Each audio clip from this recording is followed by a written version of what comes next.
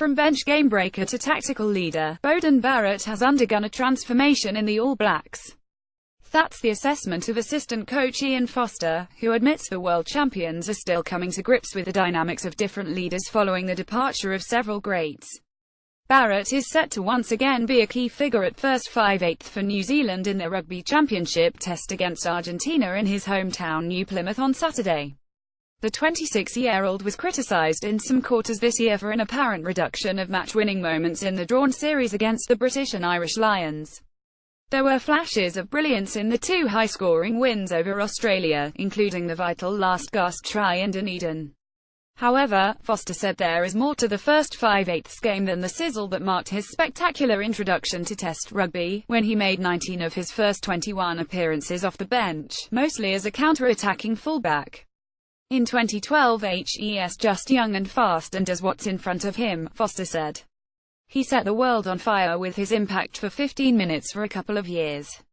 He just soaked up the environment, soaked up the experience from the likes of Richie McCaw, Dan Carter, Conrad Smith and those sort of guys, and just learned. Now, at still a pretty young age, he's adopting a big leadership role.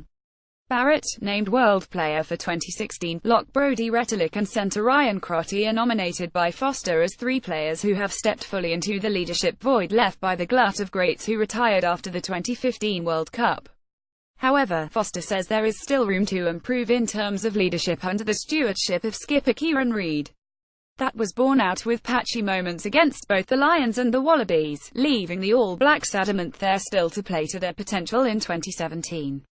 We've seen from the tests this year that whilst we've got an exciting group of leaders, we can still get better, Foster said.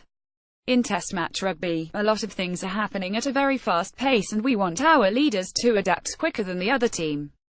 That's where experience is huge. Guys can see the decisions a little bit clearer. Some of it's just time in the saddle and encouraging them to make the call.